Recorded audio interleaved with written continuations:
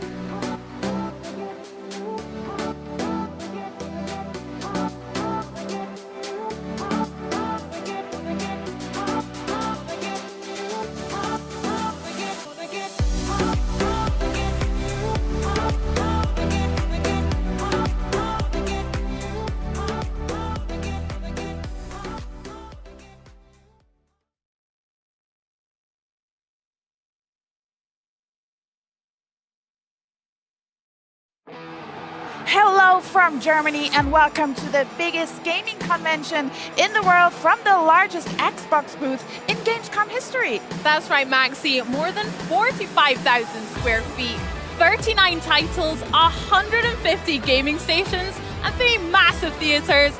This epicenter of gaming is our home for the next 3 days as we catch up with some of the minds behind the most anticipated titles. Plus, we'll take you on the floor as fans from around the world get their hands on the newest games, expansions, and updates coming to Xbox and PC.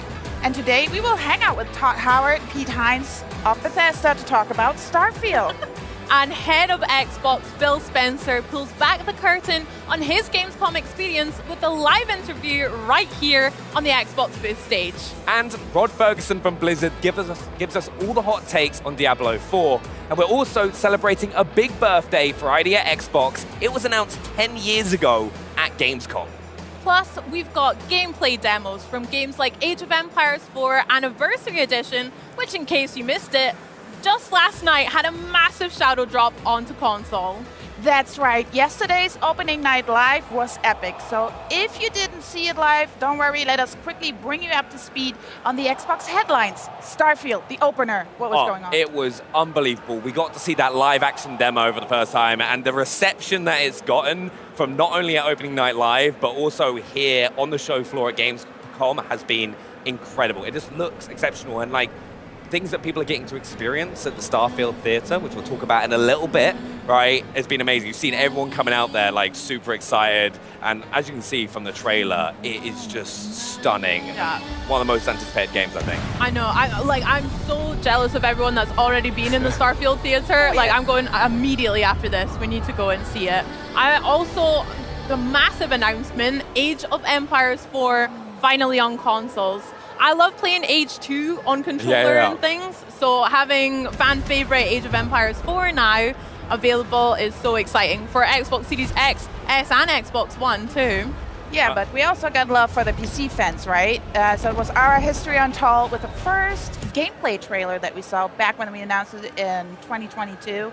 And you could see how this game turns out in terms of, we saw battle scenes, we saw heroes, the diversity of heroes. So you would have a George Washington who would be more on military, a strategy guy, and then the other one was from Greece who maybe is more into building masterpieces and epic cities. So it really speaks to the depth of a strategy game, and looking forward to see it later on this week. It looks awesome. And like there was so many like personal highlights for me from that opening night live as well. Like I'm a big Call of Duty fan, all right? So you might know me. Like, you know, we play every so often, but seeing Modern Warfare 3 for the first time after we already knew about the improvements that they've been making to like the movement and the increase of time to kill, and seeing that campaign for the very first time, and like seeing like locations that, if you're a Call of Duty fan, that you're going to know and love, like prison, like seeing Dam from Verdansk, really exciting. Yeah, I can't wait for zombies as well. I love the scary, spooky elements of games like that. So I was really excited to see Little Nightmares 3 announced as well. I love the first two, so this one's really good to look forward to.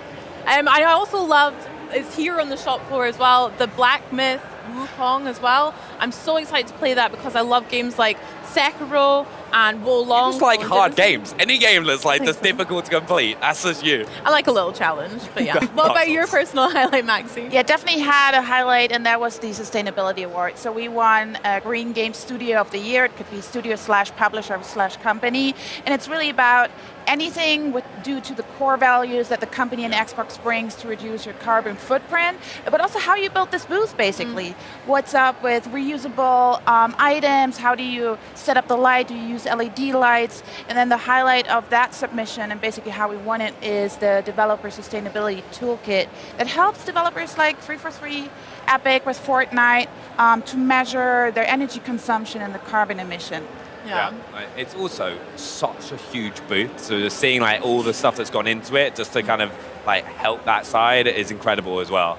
It looks great, and honestly, we've got so much to look forward to over the next 3 days, including some giveaways for you guys. Those watching us on Twitch will have a chance to be entered into a raffle for some sweet prizes. Wonder what they are. Do love a giveaway, right? You just can't go wrong, so make sure to get yourselves involved in that. But next up, we travel to a world not so far away. In fact, it's right next door at the Starfield Theatre, and I got a chance to chat with Bethesda's very own Todd Howard about the upcoming release and the out-of-world experience the team has for audiences here at Gamescom.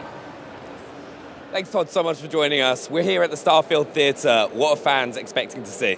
We're actually showing everybody the beginning of the game here. It's kind of edited down, but they get to see how it starts, a little bit of character creation, and then they're off on adventure. Yeah, brilliant. I've seen some of the reactions of people coming out, and it's like everyone looks super excited. All right, good. Can't wait to see. Also, how's it back home? How are the team holding up with this close to launch? This is it's tight time. I mean, the game's pretty much done. We're doing a couple final tweaks. There's a lot of things that go into a game of this scale actually launching, but super excited. We love the game. We put so much into it. We just hope everybody out there loves it as well. Yeah, I know everyone's super excited. And being here at Gamescom, what goes into the preparation for yourselves and the team at Xbox? Well, you look at this booth, I mean, I don't know, you're asking the wrong person. I look at this and it's just incredible, the scale of everything. I don't think the camera can capture it. I'm kind of blown away. For us, we put a video together. It gets a little bit easier to make videos when the game is just about to come out because things are done. So honestly, our part was easy, super exciting to be here and see the excitement from the fans. It means a lot to us. Yeah, and you mentioned the booth here is massive, but Starfield itself is one of the largest game undertakings that we've ever seen. What are fans going to expect when they get their hands on the game? Well, I think, if they played our previous games where you can kind of make the character you want and go do what you want, it's hard to express how big the game feels when you play it. There's a planet. I can really land anywhere. And it is a game, even I will admit, that you sit down, you're like, I'll play for a half hour, and then 3 hours go by, and you're like, what? It's just, I like to say the more that you give to Starfield, the more you put into it, the more it gives back. Yeah, I'm personally super excited to get my hands on it. Also, I'm going to go and experience the experience for myself. Hopefully security let me, but thanks so much for joining us. Thanks for having me. I just hope everybody loves the game. All right, thank you. Thanks. Hey there everyone, I'm so excited to be joining you here at Gamescom with the rest of the Xbox On team. But while Benny's trying to dodge that security at the Starfield Theatre experience, we've actually got our very first giveaway. So why don't you guys type !day1 in Twitch chat for a chance to win a whole month of Xbox Game Pass Ultimate. But joining me right now is Bethesda's very own Pete Hines to talk about more Starfield. Pete, how you doing, man? I'm doing great. How are you? I'm great. It must feel good to be back at Gamescom as well. It is. This is a show I've been to a lot of times and over the years, and it's always a great crowd. It's honestly, it's amazing to bump into fans I recognize, to see folks, and honestly to be back in person. It's something we haven't gotten to do a whole lot of, and as Todd was just saying, you can really feel the energy from the fans, how excited they are, how much they're looking forward to it.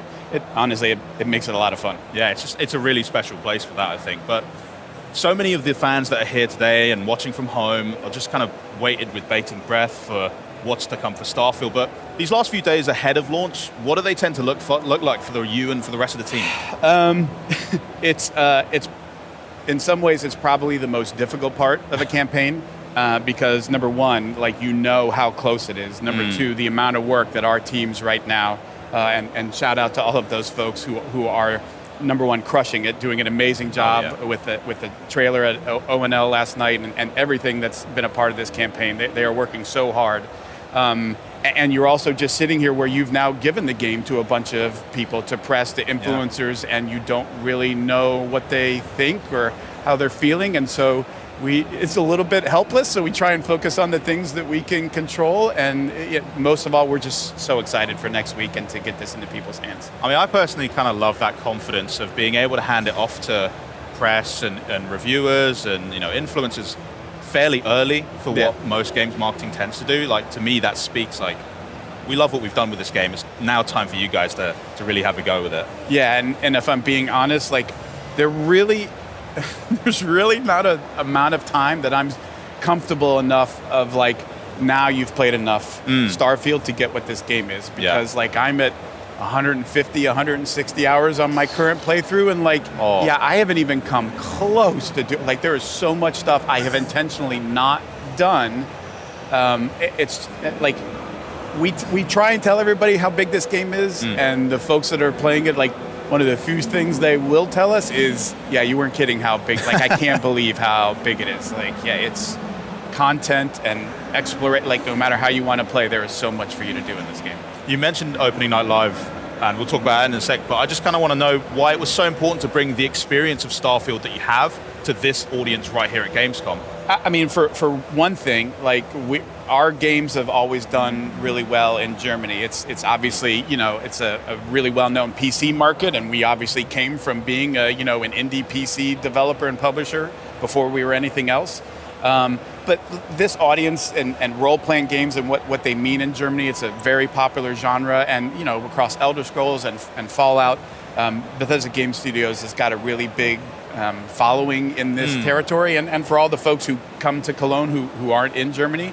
And we just felt like this close to launch to try and do something special for them, to sort of surprise and delight, and to just be here and to, take pictures or have a conversation or whatever. We want to make sure that they feel as special as they are to us. It's cool for me to see that you've got that glass cabinet full of all the different Starfield paraphernalia. We got the Series X console wrap, we got the Constellation Edition watch, and that helps me feel at least like we're so tangible. It's like it's right there. I can even like grab it. We're so close to launch. Plus, it's really good like shopping for birthdays. Oh yeah. I want that. I need that. Yeah. You've got the watch on already. Yeah. I'm jealous. Trust me. I love the watch. We're really excited both for like how good the game is, but the way in which Xbox has supported us with console wraps and like the controller and the headset is the best piece of hardware. They are so good. I use them nonstop. Yeah. Full credit to that team. But across Xbox, the way that they have stepped up and supported and amplified Starfield in every way possible has been just awesome to be a part of. We're so pleased for all of the support that they've given us. You're just helping me dress my entire house in Starfield stuff at this point, so I'm happy enough as it is. Yeah, but absolutely. We did get to see quite a lot of Starfield. You had a new trailer last night at Opening Night Live. Todd came on stage to chat a bit more about what that opening sequence looks like, that players can expect. But why don't you catch us up more on the news of the day, really, for Starfield? Yeah, I mean, first of all, I want to say, I am a few weeks away, whatever the number is, 6 or 7, from 24 years at this company. Wow. That is the best trailer we've ever made, and I will have words with anybody who says otherwise. It is my favorite thing. I had absolutely nothing to do with that trailer, full disclosure. That is my team. That is Aaron Losey's team going out and making that happen, and get your flowers, guys. The tone that it hits, the way that it hits that feel of not just what it's like to play the game, but sort of the hopefulness, the lifting others up. I think it's brilliant. But it's not just that. It's hey, we've got wraps for your Xbox console. Something Xbox has never offered that look really great. We've released a bunch of new wallpapers, desktop wallpapers and phone wallpapers that have been made.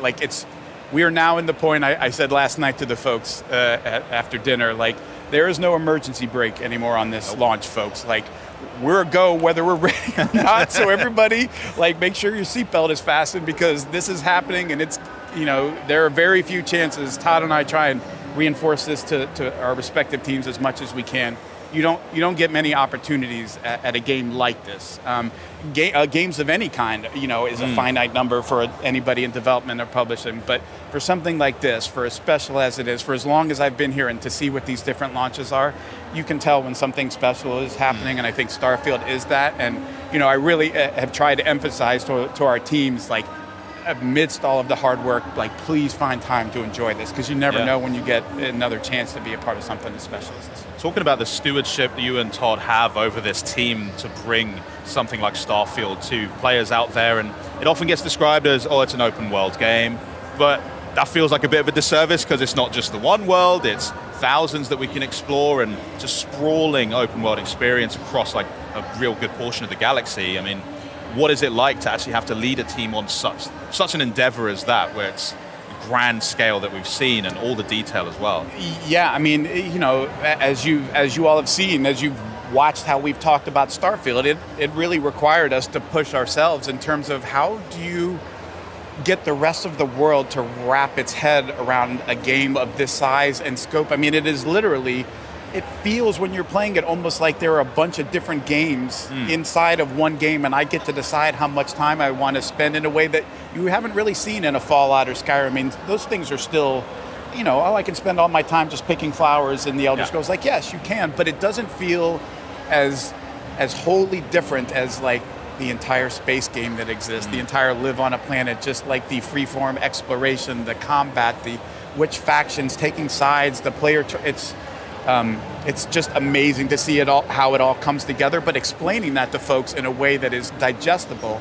It's how you end up with something like Starfield Direct, which, I mean, it's basically a feature film that we created just to explain to folks and to talk with folks about, not just explain what the game is, but do it in a way that I just thought was really authentic, and hearing from the people making it, how they think about both creating it, how they think about playing it, and seeing the way that resonated with players, I think was really special. One thing that really grabs me, I think, is the love that's being poured into like Radiant Quest systems and just allowing those new and unique experiences for people to have, no matter where they are in the galaxy, whether they are just flying around in space, whether they are out there just maybe mining some rocks or looking at new fauna, flora, etc.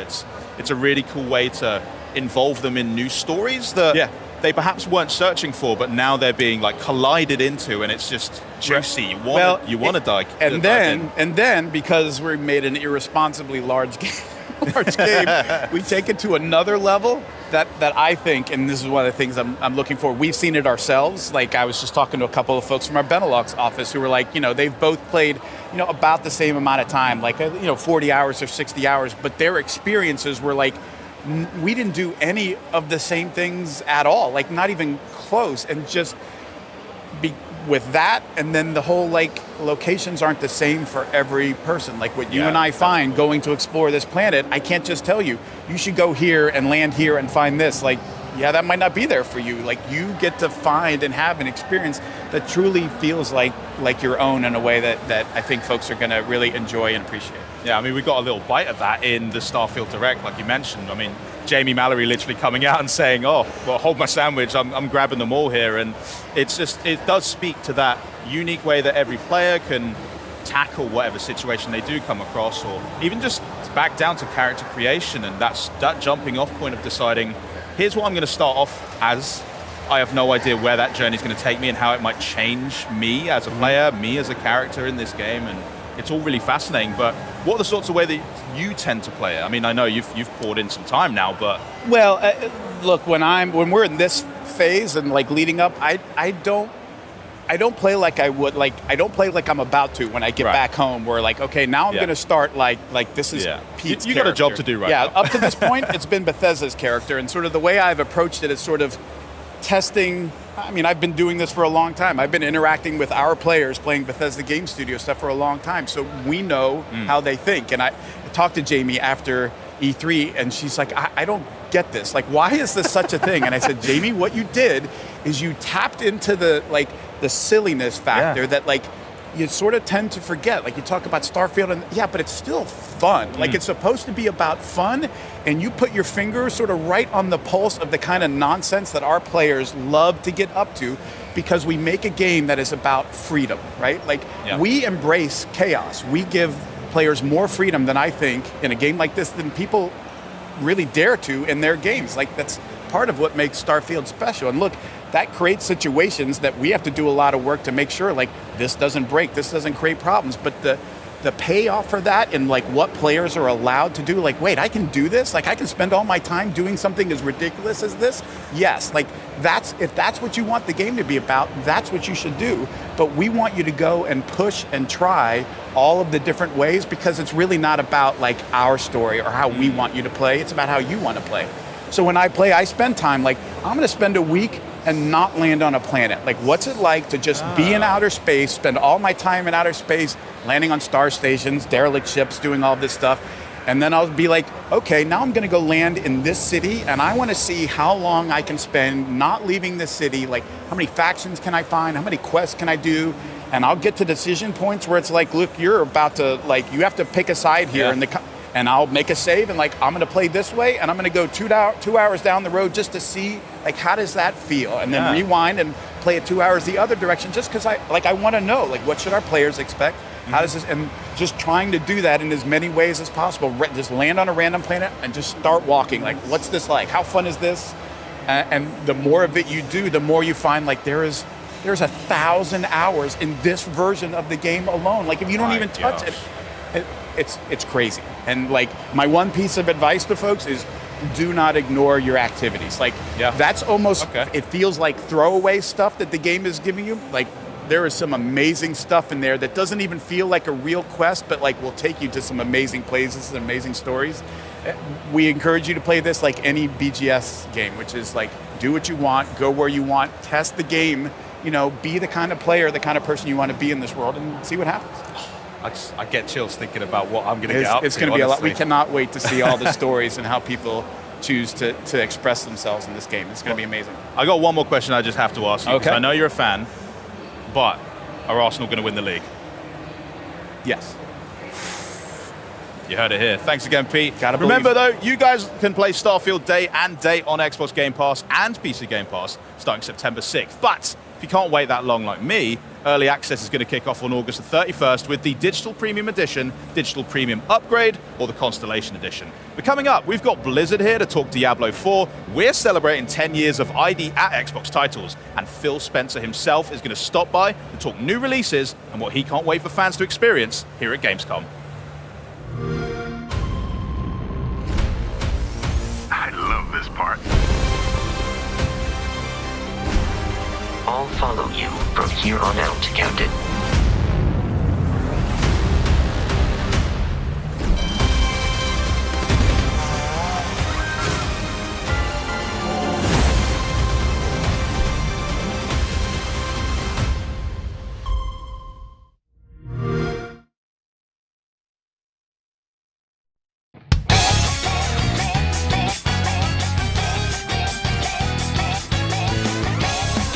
Would you believe me if I said that a day consists of more than 24 hours? That's the dark hour. A time period hidden between one day and the next. What are you talking about? What happened to our school? You saw them. Those creatures. We call them shadows. They only appear during the dark hour and attack anyone who roams free outside the colonies. Shadows can only be defeated by persona users. It's our job to defeat them. Pretty exciting, huh? We've prepared an evoker for you. We'd like you to lend us your strength. Come! Persona!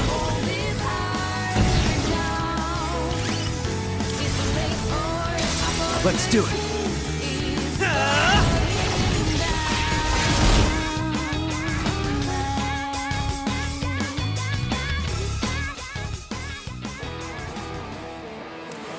Hello everyone, I'm so excited to be joining you once again for Gamescom with the rest of the Xbox On team hosting the crew. Now it's time to head to the lands betwixt the high heavens and burning hells, and to be totally honest, I can't think of better guides than Blizzard's Rod Ferguson and Chris Wilson somewhere next to me. Hello, how are we both? Are we well? Fantastic. Good, love that. Right, Chris, I'm going to come to you first. So, Diablo 4, Season of Blood, was all over Opening Night Live last night, but I want you to wrap up some of the key announcements that fans should be super stoked about, just in case they missed it.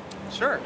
So the Season of Blood will launch on October 17th. We're really excited. The reason why we named it the Season of Blood is we're actually going to be bringing vampires into the world of Sanctuary. Well, yeah, makes sense. It's not like you're turning the whole place into a bright red swimming pool. There are other reasons, yeah. Precisely. So what's really exciting about that is we're going to have a new quest line. There's going to be a new villain, a vampire villain who's basically bringing his minions into Sanctuary.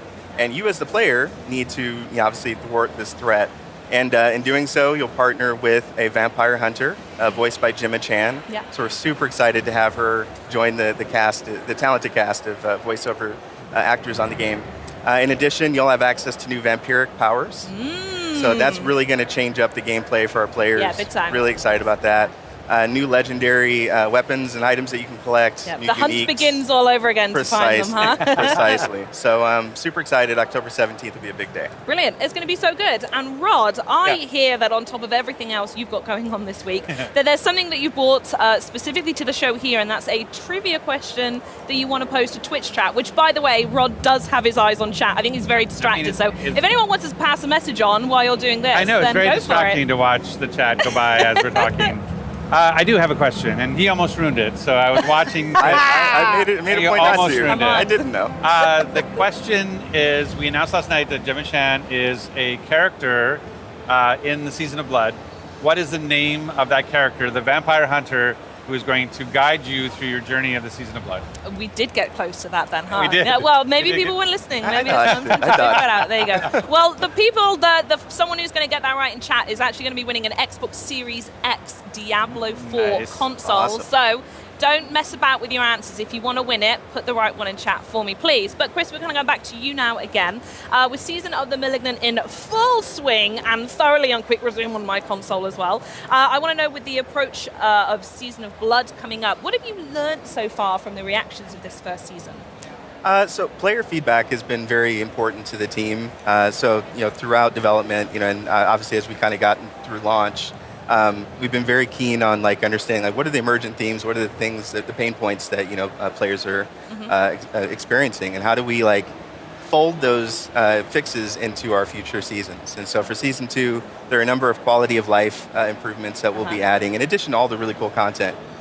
So a few examples, inventory space with gems in particular has been... Because I do find myself going back quite often going, I like these, I do something with them, but you just need to get out for them. Exactly. I like picking up everything. Even when I get to high level, I'm not just picking up the yellow stuff or the red, I'm getting everything. So Yeah. that's a good one to know. Yeah, so we'll be making some changes there to make that easier for players to manage. Similarly, there's some improvements around our resistances system, like how we manage resistances and vulnerable for players. So yeah, just always trying to look to improve, take stock of the things that are pain points and how do we make that better for the future. I think the Renown system is something that's a real great example of that as we go through the different seasons. So at launch, the Renown system, which was go do all these different things in the world. Well, when at launch, we intended for you to do everything every season. Yeah. And we heard lots of feedback in the preseason, oh, we don't want to find the altars of Lilith. Oh, we don't want to clear the map again. So for Season 1, we made a fix, and now you took that with you. Now during Season 1, we're hearing oh, we don't, if we completed it, just mark it completed and let us If move I've got on. the shrines, let me keep the shrines, Yeah, please. let me yeah. and the side quests and that's what we're doing for Season 2, is that all that Renown is coming forward. So whether you did it on the internal realm, did it on the seasonal realm, it'll be done in Season 2. So the completionists are thrilled. Yeah, so they'll start Season 2 with all those Paragon points, all those ovals. It'll be so much better. Oh, amazing. That sounds fantastic. In fact, I want to come back to you, Rod, on this bit as well. As well as improving those bits and pieces throughout the seasons, as you've mentioned, you're also, and have announced that you're working on the end game experience in Diablo 4. So I'm wondering if you can tell me a little bit more about that. I'll be totally transparent. I'm not there yet myself because I'm still doing all the bits on the side. I get very, very interested. So what is the end game experience and how's it improving? Well, the end game experience is that part we talk about generally from level 50 to level 100. So usually when you play the campaign, you finish about the mid-40s to early 50s.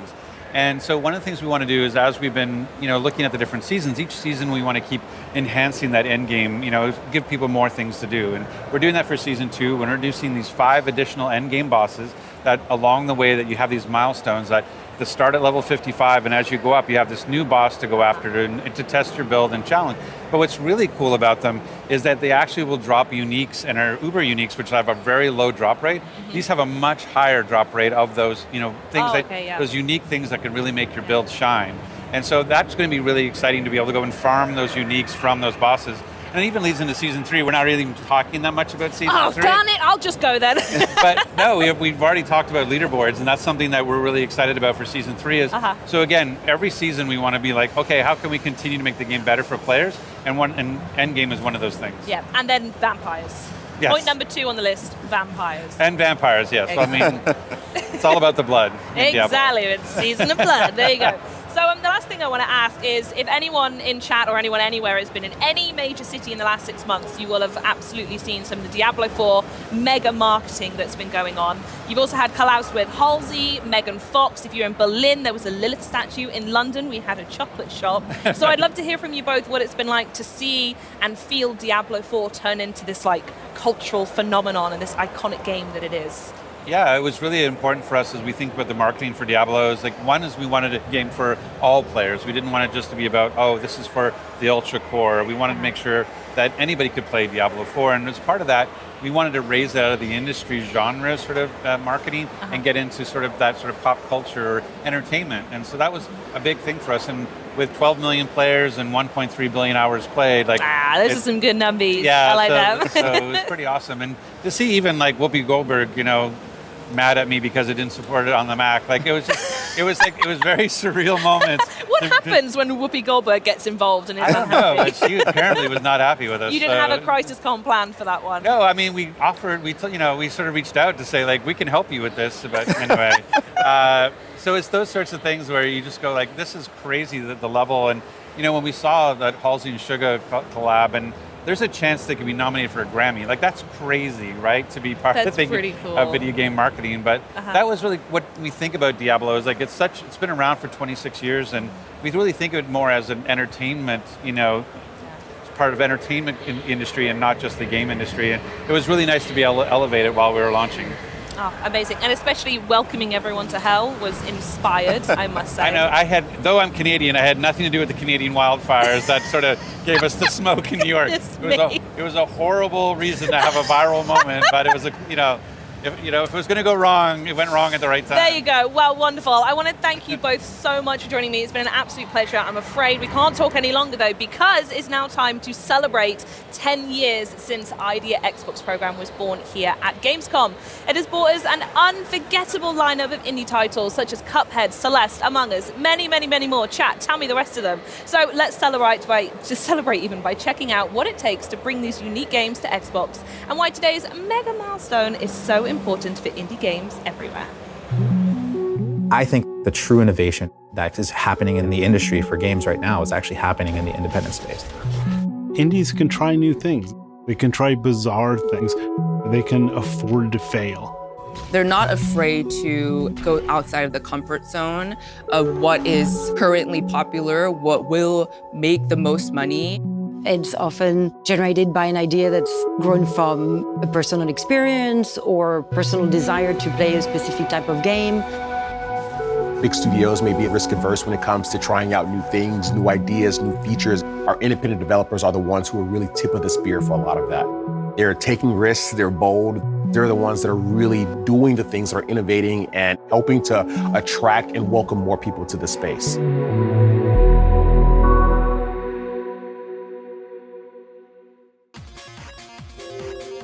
I've been making games since 1985, before there really was a game industry. Back in the day, the indie scene was shareware. You put shareware on a floppy disk and you get it out there to as many people as possible. You could always make games, but getting them in front of people was always a problem. There's a lot to do because true indie developers are responsible for the game, obviously, and then also marketing and PR and distribution. We all came with this kind of old school mentality that you needed a big publisher, you can't build your own team, and all of this mindset that kept our thinking a little bit too small. And I think a lot of that changed in the early 2000s with the rise of things like the Xbox program and Steam and all this stuff. It was really a different time. We were just at the dawn of digital downloads. And today, it just seems like hard to even imagine that there wasn't a world where everything was digitally downloaded. But Xbox Live Arcade clearly showed that digitally downloading games was an amazing way forward. The first games I worked on for XBLA were Joust, Robotron, and Defender. But quickly, developers saw this amazing opportunity. Wait a minute, I can make a game for a couple dozen megabytes and sell it directly to consumers for $5 or $10 or $15.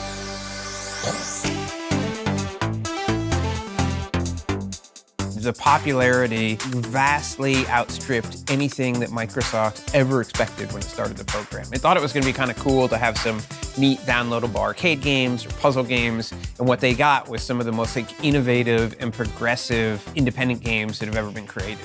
And you saw games like Castle Crashers and Braid and everything else just explode. It was actually happening faster than Microsoft could really respond to it on 360. And as we got into the Xbox One era, we realized, we needed to take the next step for independent developers.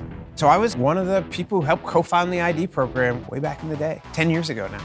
We were seeing an opportunity where more independent developers could actually bring their games without having a publisher. Back in the day, it was really hard to get dev kits. To get games on Xbox, developers needed kits. And so we made a commitment early on that every developer was going to get access to 2 dev kits at no charge. We knew if we could do those things, make it easy to ship, enable developers to do what they want, to be their own publishers, we knew that we would be giving Xbox players access to this amazing variety of content, and we knew that Xbox players would respond. The next thing was to go to Cologne and announce it. Here we are, it's that time of the year again. Cologne, Germany for Gamescom. My favorite time of the year. We had like more than 1,000 people apply in the first hour after we announced it until the website crashed. I think the big thing that we understood by the end of the show was like, oh my gosh, we have so much work to do. Boom! That'll slow them down. We wanted a program that made sure that people who we had never heard of would be able to come to Xbox and have fantastic success. And so whether you were a long-standing developer or whether you were like, you know, two brothers in Canada who had like a bonkers idea to hand draw every frame of a video game, we wanted to make sure Xbox was there for you. Our original team started off with my brother Jared Moldenhauer and I always wanting to make a video game. And as we got through some initial ideas and some initial concepts and how the game was going to go, we pulled in my wife, Maya Moldenhauer, and we started as this small, tight-knit team and expanded from there. Studio MDHR at the time, you know, was a wonderful small family based in Canada who had this amazing game. They had a vision for a game that's unlike any game anybody's ever made before. You can say, oh, there's been run and gun games before. There've been hand-drawn games before. Nobody ever thought to put them together the way they did. The art style of Cuphead was influenced heavily by the 1930s rubber hose cartoons. So we took that art style and married it with the retro games from the 1980s era that we grew up and loved. Marrying those two together, Cuphead was the byproduct. The game is so cute, it's beautiful, it's also very challenging. It was less a choice of us wanting to make the game hard just to make it hard, and more of the fact that Cuphead had to be hard to be a fun game. We had to love every aspect of what we were doing, and that means every creative decision had to be something we truly loved. The thing that stands out in my mind was we were down in LA at E3 and we were announcing Cuphead. They announced the date and everybody goes crazy. It was just such an amazing moment. That feeling is still very raw. I almost get choked up sometimes when we talk about it because, you know, we talk about how we had put so much on the line.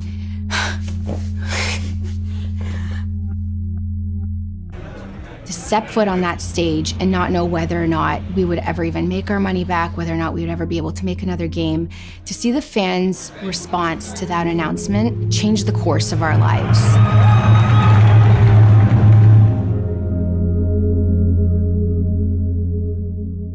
They've had so much success now. You can get a marionette, you can watch a Netflix show, you can get like a pencil case. It's so cool to see Cuphead everywhere. But in a lot of ways, it was kind of like the prototypical, what we were hoping was going to happen when ID at Xbox started. Hello all, thank you for coming to this very important informational meeting. The first time I heard about ID at Xbox, I was doing Thimbleweed Park. Prior to then, it was really kind of just me. Things like Steam are a black box. You fill out some forms, you put a game up there. We didn't have a ton of money for things like marketing PR, but we were invited to a whole lot of events that ID and Xbox was putting on, ability to show our game. They gave us, nice placement on the dashboard and things like that. So it was really good. One of the key things of ID at Xbox is listen to the developers. When we want to get great games to players, the way you do that is by listening to developers and making sure you're making a program that works for them.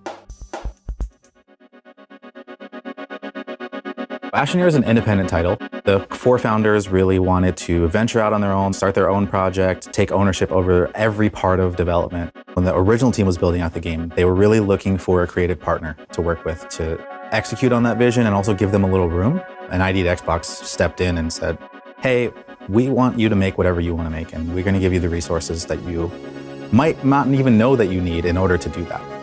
We launched into game preview and into early access, and it saw amazing success right off the bat. And so I think once we realized that people were coming along on that ride with us, We just saw that as a way to just keep building it out. I mean, at this point now, I think we've updated like 40 times. Over the 10 years of ID at Xbox, we've been reaching developers, having a lot of cool developers bring their games to the platform. But we also recognize that there's more that we can do to reach our underrepresented developers.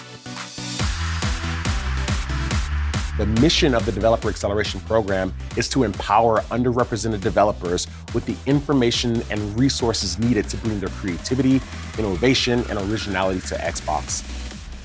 We're talking about teams including but not limited to studios led by women, studios led by people of color, studios led by members of the LGBTQI+ community or indigenous people.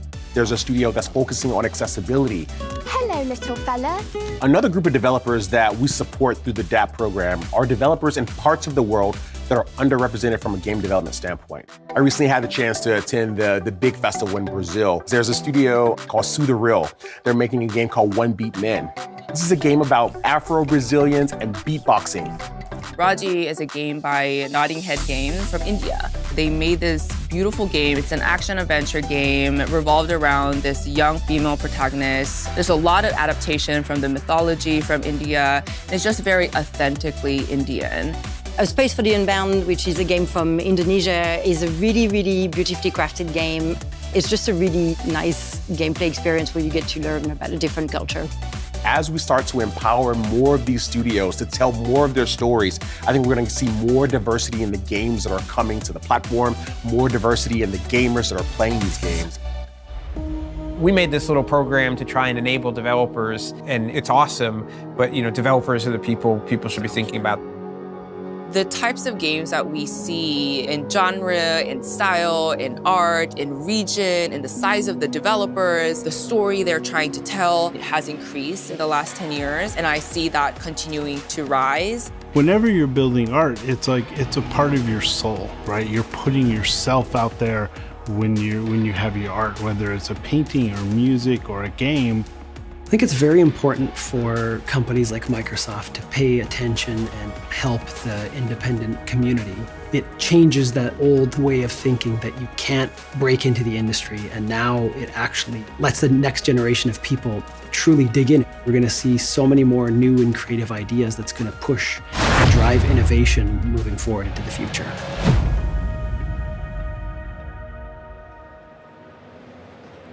Joining me now is a true champion of indie titles, Mr. Chris Charlotte. Chris, how are you doing today? Oh, I'm doing great, thank you. Awesome, it's so good to have you here at Gamescom and chat to you where it all began for ID at Xbox. 10 years ago, in 2013, ID at Xbox was born at Gamescom. Can you tell us what a decade really means to you and the team at Xbox? It's really amazing because it feels like it was yesterday. I'm walking around, I'm getting all these memories, and it feels like yesterday, but it was actually 10 years, it's like 20% of the length of the game industry ago. And to me, the fact that we're still seeing incredible support for indie games just shows like how foundational they've become to Xbox and to the game industry too. So it's just super cool. Yeah, super cool. I totally agree. Speaking of memories, things like that, I hear there's quite a fun story about Gamescom and how you came about with the name ID at Xbox. Care to share with us? Sure, yeah. So now it can be told. We changed the name of the program 3 times in the 3 days before Gamescom. So we started with a name, and we all looked at it and trying to convince ourselves it was okay, and we were like, oh, that's not it. So then we had another meeting, we had our new name, and we were looking at it, and it was a 3-letter acronym, which we love at Microsoft. We have the Developer Acceleration Program, 3-letter acronym.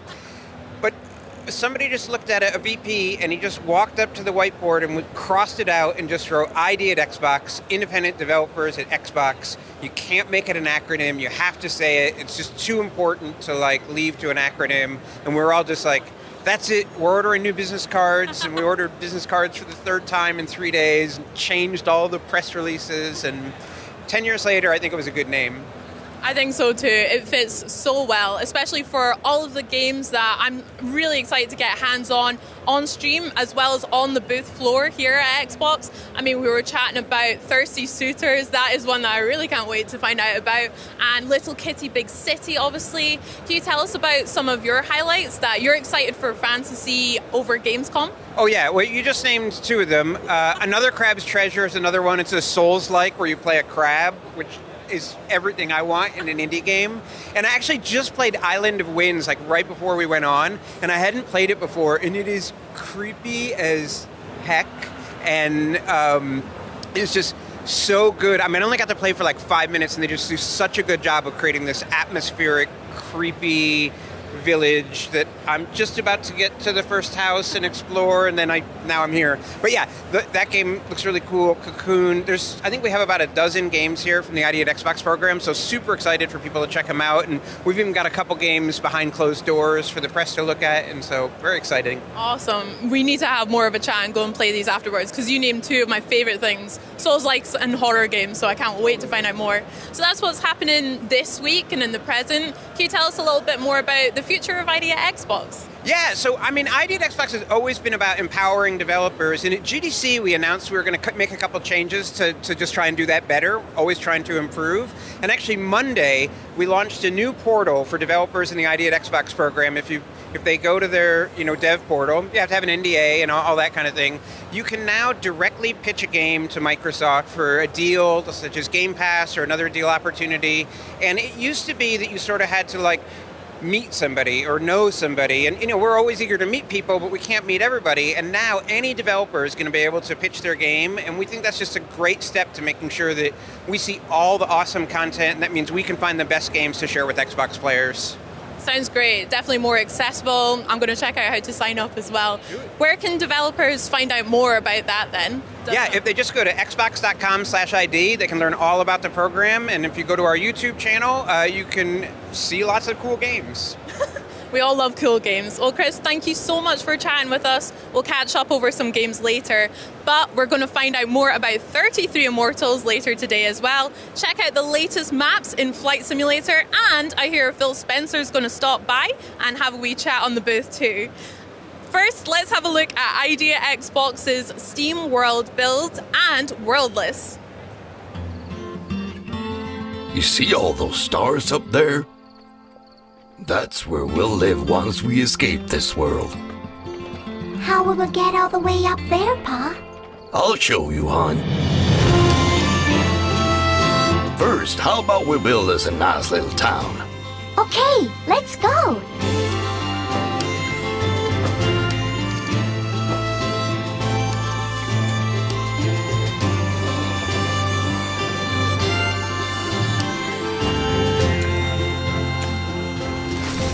We'll need the help of a whole lot of Steambots to make sure we get all the resources. How will we do that, Pa? We're gonna find all we need deep in the mines.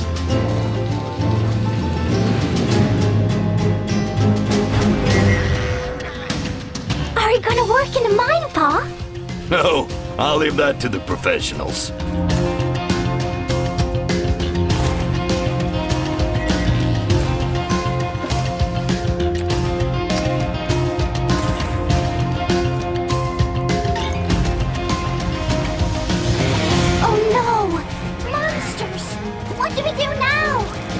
Let's build us some defenses.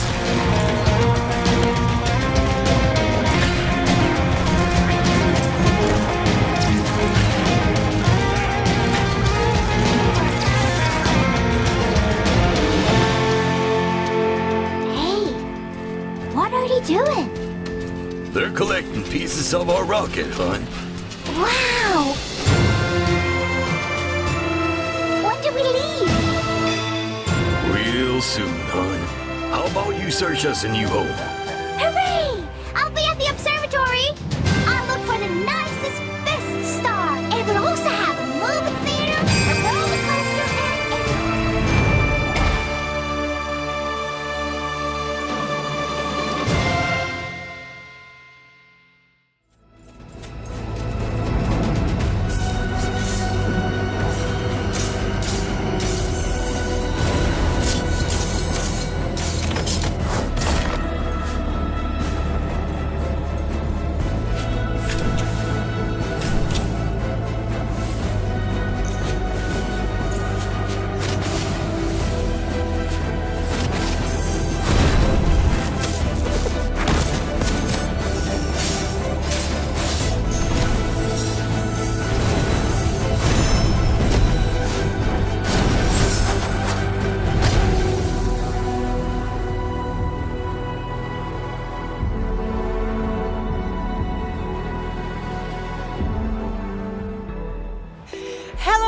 Gamescom, it's Melly, and I'm so excited to help host this massive Xbox booth.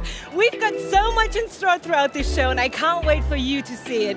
But now it's time for another Xbox Game Pass Ultimate giveaway. So type !day1 in Twitch chat to be entered. But that's not all. We've been excited about this next title since it's made a splash earlier this summer on our Xbox Games Showcase and Extended. And now we're going to talk about 33 Immortals, and for that we have Nicola here. So Nicola, welcome. How are you doing? Thank you. I'm good. Gamescom is always fire everywhere. It's fun. It's energizing. I love it. That's so amazing. But first off, we got to start with a feature fans are excited about. So tell us more about Pick Up and Raid. So what can fans expect? Yes. So traditionally, like in Raid, you have to like create a big group and plan a lot of things to like solve these kind of intricate puzzle. On the other hand, we want to try with 33 models to change the vibe of this and do a fresh take on this. Yeah. So what we want to propose to the player is that you open the game and you just jump into a fight right away, like without any wait and any planification. So let's say you're a player, you're alone, you go in alone and you just go through a portal and you'll be already fighting hordes of monsters and epic bosses. And you won't do it alone. You'll be also with 32 other players. So what if I don't have 32 friends? Exactly. Well, who does? Well, we do have 32 friends minimum, I hope for you. But let's be honest, do they play always the same game as you at the same time? No, they don't. And I think on my end, I only have like 2 or 3 that are at the same time playing the same thing. And this is what we wanted to also like avoid. It's going to be a seamless experience where you just jump in, matchmaking will be done automatically, and people will just join in. You can join alone and also with other people as well. You'll be able to queue up with a little party if you want of your own with friends, because we have friends, right? Of course. And then you'll be able to join and face all the different challenges and have tons of fun. That sounds so amazing, actually. But what is your take on usual raid-like player roles? I'm sorry, can you say that again? What is your take on usual raid-like player roles, like tanks, support? So on our game, what we wanted to tackle is the fact that we are different. But in the same time, all the players start the same. So all we do with this is that we equip a weapon, and this weapon will define your role. We will use 4 different roles, tank, support, ranged, and melee. So, for instance, we have the Bow of Hope. If you take that, that means you have a bow, you'll do damage from afar. That's more my style and more my gameplay. Yeah. And this is like just our ranged fighter. On the other hand, we have just the sword, and with this one, you can dash. You can dish a lot of damage, and also you have a special attack that makes you guard. So it's more of a tank on the tank role. We'll make sure that we build these weapons to have all these roles supported. We are now working on the support and also on the melee one, and all this together will give like good gameplay combination. That sounds so amazing, Nicola. And I mean, this game is about so much more than just life and death.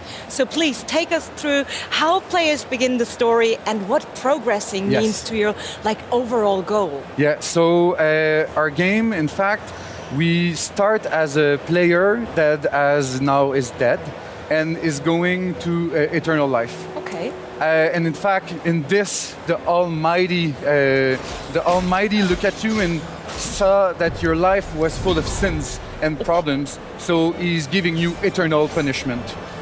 So it's not dramatic at all. So we're fighting the last judgment, basically. Almost. Okay.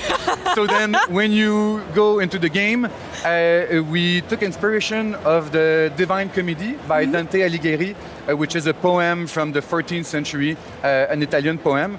And you start in the dark woods, this place where all the players will gather, and you're this like wandering souls, and other souls will come, and you just don't wait for your eternal life. You want to challenge the Almighty. So you'll take all these players with you, and you go to the gate, and you go through Inferno, Purgatorio, and then Paradiso, while facing tons of like monsters and epic bosses. And then after that, you will go through these things, but you may also die. Dying is part of the process. And, well, as bad as it sounds. Of course, but I got you. And we want to make sure that every time you'll play, you'll get some new potential upgrades. We have like a perk system that you'll be able to equip that will affect your weapons, your stats, and you'll get more and more experience the more you play, the more you'll be accustomed to the game, and then you'll play through more and more, and the more you'll go, the more you'll be able to like go through all these challenges that are just ramping difficulty through the whole game with all these 3 steps. That sounds so amazing. But Nicolas, can you tell us a bit more where the name comes from? Yes. In fact, 33 Immortals, we at the beginning of the game, the development started in 2018. Okay. And we are a small studio, and we decided to have a brand new team that will take care of this game because it's an online game. It's something different that we did before. So it started with 3 people, and now we're 22, which is pretty nice. And at the beginning, we wanted to have, we wanted to have 100 players. We were a bit dreaming. Of course. Which is good. You have to dream big, exactly. right? And then you condense it to something more manageable. Exactly. But it's exactly this, through brainstorms and realizing what we need to make sure that the raid experience is nice and enjoyable. And also by discovering that in the Divine Comedy, every chapter has 33 chants. Chants, C-H-A-A-N-T-S. Then we realized that, maybe 33 is the magic number. And it was the perfect number of players, and then it created the 33 Immortals title. That is such a cool story. Thank you for sharing it. And can you tell us a bit more about the art style? Because it's not only fun to play, I bet, it also looks amazing. Yes, so in fact, at Under Lotus, we are renowned, I think, I'll say renowned, of course. to do beautiful and crafted game in 2D art style, which is for animation and all the scenery everywhere. It's beautiful, and it's a challenge because on our end, and as you see on some of the gameplay, it's a top-down view, so it's a different view that we haven't tackled before. And the fact of keeping this aesthetic that is very hand-drawn with the challenge of having this crisp gameplay and good gameplay experience, it's a challenge, but we did it, and we're very proud of what we have right now. I mean, you've been working on it since 2018. That's a lot. Very long time. It's good that we'll be launching soon. How many times have you changed directions? Not so much. In fact, it was more a matter of having not so much people, and then it takes time because you're not a big team. And the team got bigger. It's nice. Now we're 22. We're super happy. But when you are a few people, it takes time before it just develops. And yes, there was some changes here and there, but it's just normal through like game development, and we're pretty happy of where we are right now currently. That sounds so amazing. So Nicolas, finally, when can the community get their hands on the game? So when can we start playing? Yes, so we're an online game, so we'll need help and feedback of player before our launching date. So early next year, we will clearly have some moments where we'll need players to come in. And players, please all come in, go subscribe on 33immortals.com, and you can join our Discord as well to join the community. And it's going to be great. We need people, we need feedback. We want to do the game for the community as well and for the people, and it's going to be good for us to just make sure that we balance everything out properly. Early next year, it's going to be great, and then we'll ship later next year as well. That sounds so amazing. Nicolas, thank you so much for being here and for sharing all the information about 33 Immortals, and I really can't wait to start playing myself. Subscribe. I will. I was just taking notes, and you will see me on the Discord, trust me. Excellent. So, we've got more in store today, including a chat with Phil Spencer, new updates from Microsoft Flight Sim, and a world premiere you've just got to see. But first, here's Benny with a quick look at the Xbox booth tour we've got coming up tomorrow. Welcome to the world's largest Xbox playground. At more than 45,000 square feet, this booth is not only 4 times the size of what we brought last year, but it's also the ultimate Xbox Gamescom fan experience. We've got a lot more in store tomorrow with a full booth tour, but here's a taste of the booth experiences you just can't miss. The first thing everyone will see is the huge Starfield experience towering over the booth. This is a 300-person theatre where fans will be able to experience the opening of the game for the first time ever. Forza Motorsport has the best parking spot in the booth, and fans will be able to see super fast German sedans race around Spa in a Builders Cup career demo. We're also celebrating Porsche's 75th anniversary with a beautiful Taycan and 6 custom Xbox Series X consoles. We just shadow dropped it at One Night Live last night, but fans here don't need to miss out. We're giving them a chance to play Age of Empires 4 on console with a controller. Then there's the chance to play the new medieval fantasy masterpiece, Towerborn. Looking for a new and unique title? The Idea Xbox experience should be your next stop. Plus, we're celebrating ID's 10-year anniversary. Then it's Cyberpunk 2077's turn to WoW, with game stations featuring the new expansion, Phantom Liberty. Now here is a selfie that I thought I'd never take. Leave it to the Elder Scrolls Online to shake me to my very core. And right over here is where you can get ready for takeoff with Microsoft Flight Sim. Plus, fans of the Zone can finally get their hands on Stalker 2. Want more booth action? Stay tuned tomorrow when we walk the floor.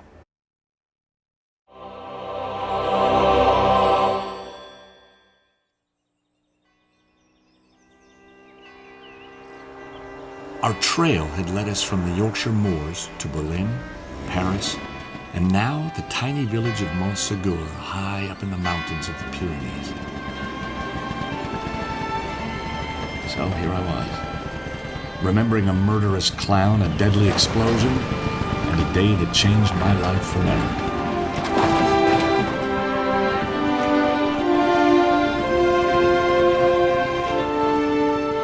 Merci beaucoup, monsieur. Sounds like we're in danger. We are. Well, let's get a drink and you can bring me up to speed. I do believe it's your round. Sure, un vin blanc, coming up. And if you see a clown,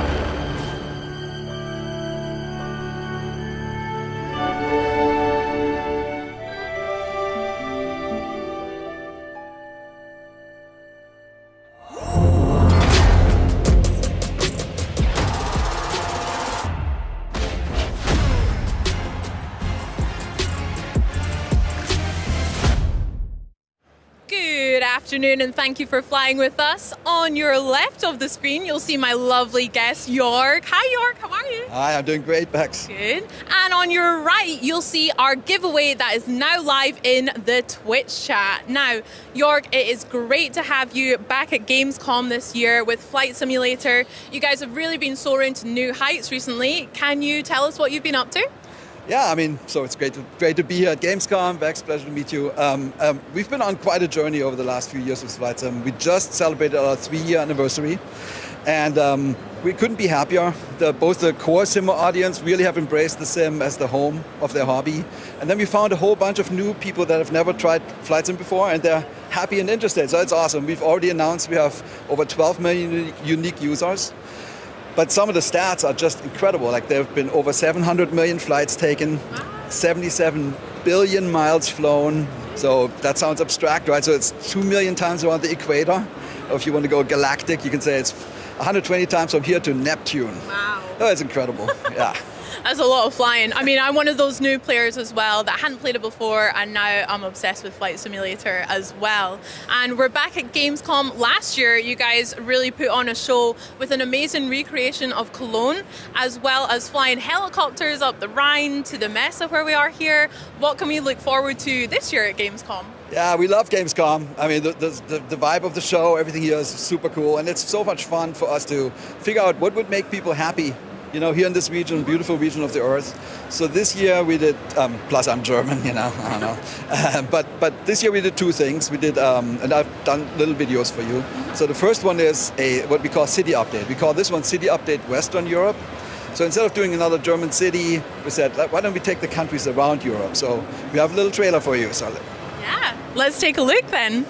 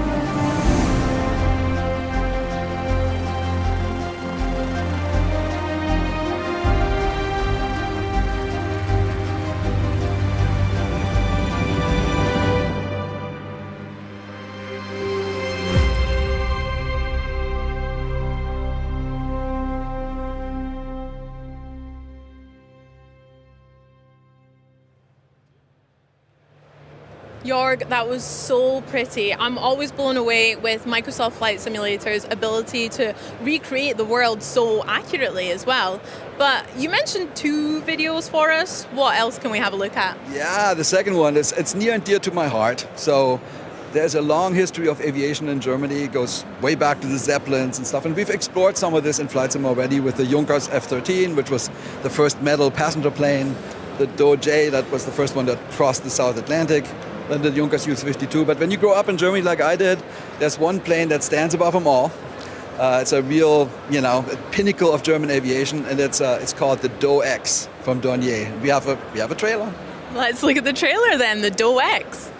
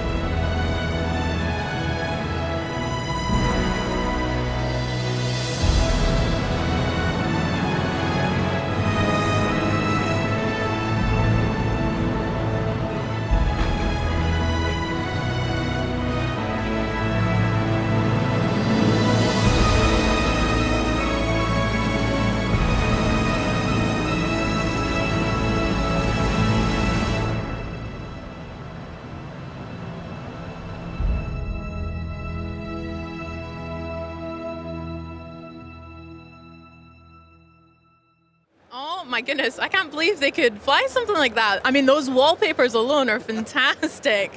The city update and the Dornier, it looks so cool, especially the airport that a lot of us flew into here at Cologne Airport. It looks so cool. You must be so proud of it. When can fans get their hands on it? When's it's releasing? Well, so for the airport was for the people of Cologne. We made the Cologne Airport. Here we go. Enjoy. So just about the Do-X a little bit more. So it was designed by famous aircraft designer Claude Dornier. And it was actually the idea was to compete with the big ocean liners of the time. Think Titanic and, the ones that made it. So they built 3 of them. And what was interesting is it was only 3 because it was commercially not successful. But they took a famous flight, you saw it in the trailer, from Germany to South America to New York. And there was like all these awesome pictures of it at the Statue of Liberty and all that stuff. But all those planes were lost. And I really wanted to make this as a local legend. And I'd almost given up. I spent 2 years researching this, and I'm like, oh my God, I can't find anything. And then I was happily finding this individual, Peter Kielhorn, and he is the initiator of the Do-X rebuild project. And he's also the president of the Do-X Foundation. And they are trying to rebuild the Do-X true scale, in real life, in Hildesheim by the 100th anniversary. So in 2029 it's supposed to be done. And they gave us all the plans and everything. Because typically we have museums and we can visit those plans. Here was nothing.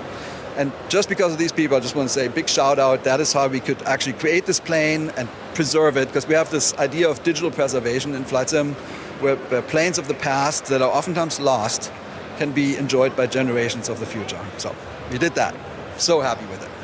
Jorg, that's such a beautiful story, honestly. It's so present, the passion and attention to detail that you and the team have in Flight Simulator. It's such a vibrant game from the last few years, but I'm curious what you think makes it so special.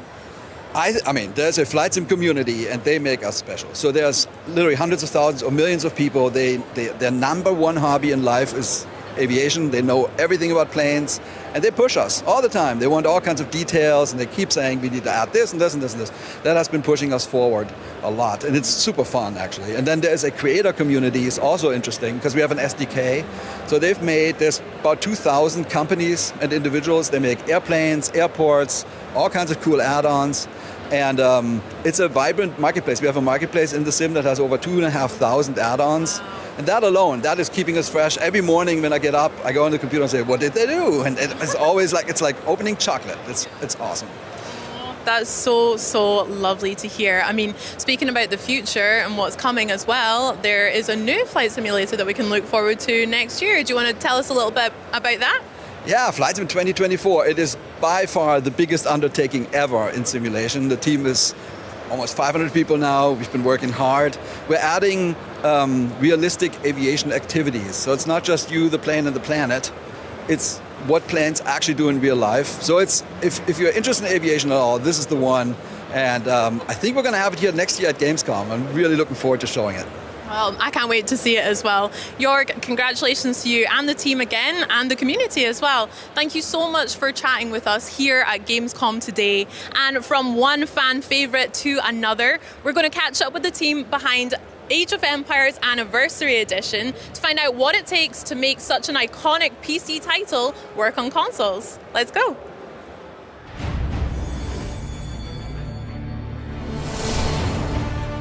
Welcome to World's Edge, home to the beloved Age of Empires franchise. We've been on a journey to continue the legacy of creating world-class real-time strategy games that started over 25 years ago. That legacy is all thanks to you, the fans. You inspire us to develop new ideas and evolve our games. In 2021, we partnered with the award-winning studio Relic Entertainment to push the franchise into a new era with our latest title, Age of Empires 4. It was a global event that heralded a new chapter of storytelling and strategy. Age of Empires 4 humanizes the compelling stories from that historical time and presents a new perspective through engaging gameplay. It challenges you to make history your story. And what better way to do that than with a trebuchet? Did you hear that whoosh? In the first year of Age of Empires 4, we added new civilizations, new seasons, and features that fans were very excited about. But there was always something else that fans wanted. We kept hearing the same thing over and over. When are you bringing it to Xbox? We're so excited that finally all the content in Age of Empires 4 is now available on the Xbox console. But figuring out how to make it for a console audience was easier said than done.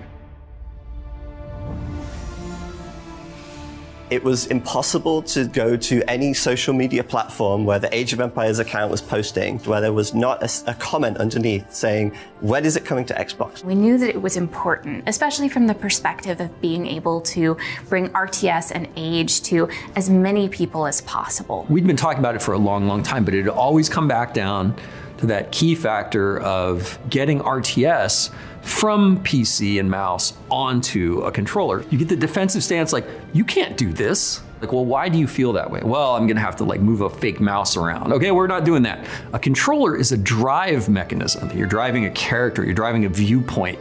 You are driving something through an environment. How do we make that work? How do we find a solution? We have these ideas, but we can't build the game internally. We're only we're not a huge RTS studio, but we would love to go look for partners. And the first team on our list that we want to talk to was Relic about doing Age 4. Relic has been making RTS games for 25 years, and Age of Empires has always been a reference point. It's truly a global effort between so many different teams: Climax, Forgotten Empires, Relic, and the World's Edge. World's Edge brought in Climax Studios in the UK, who had a background in console games. Climax Studios is a real powerhouse when it comes to user interface elements. And we felt that they could bring a unique perspective to building out the control scheme. There was a port once upon a time. In 2001, I played it and I hated it. I hated everything about it.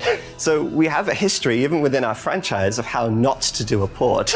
If we were forced to port it, we probably never would have done it. Our challenge was, we're bringing in Age 4, which has some extra complexities over Age 2. How are we going to make that work? What we found is we could actually use that framework to bring the game into its own. This game is basically redesigned from the ground up. Age of Empires 4 is a different engine. It wasn't just a case of doing what Age 2 did. We had to build it all from the ground up. You have players sitting in the living room away from the TV. We have to reconsider all the UI menus and all the in-game HUDs to make sure they're as legible, as high contrast as possible.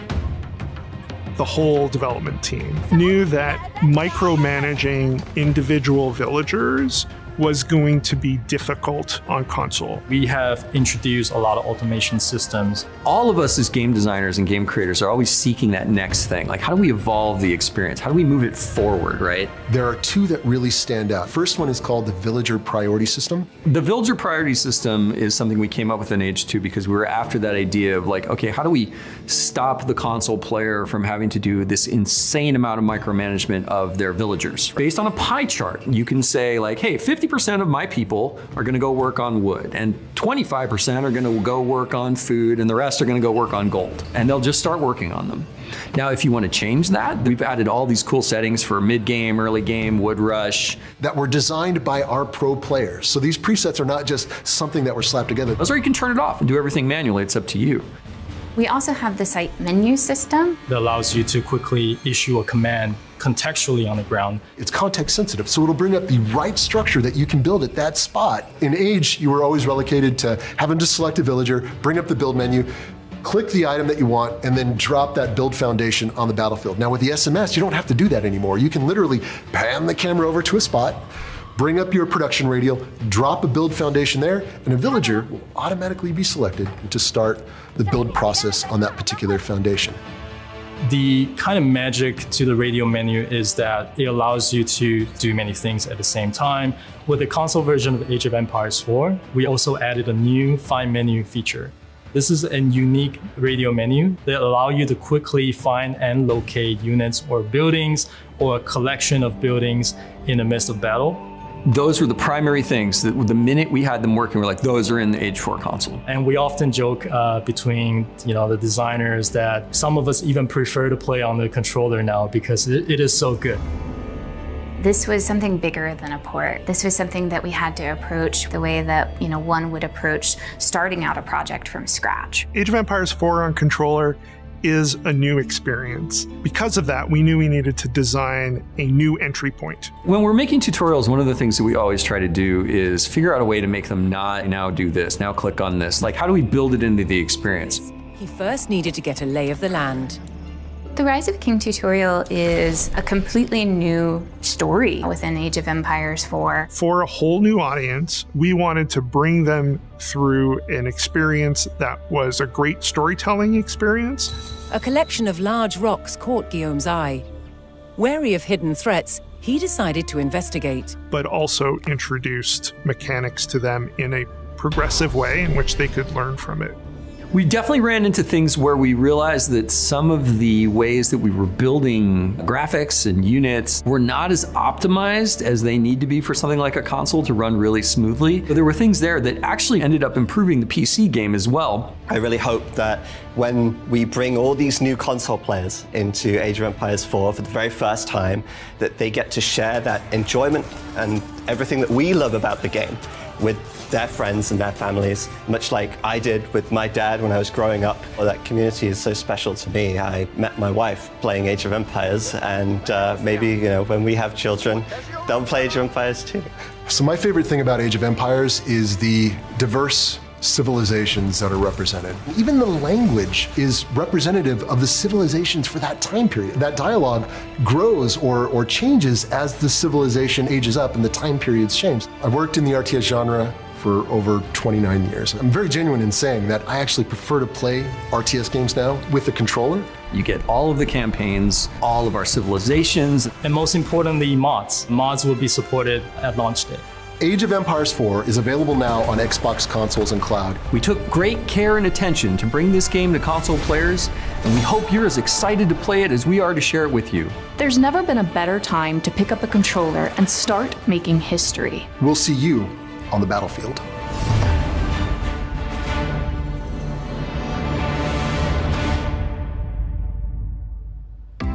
Well, we we just saw how it was made, I think maybe now it's time to play it for real on console, finally. But first, I'm going to ask you to head to Twitch chat for your chance to win a month of Xbox Game Pass Ultimate.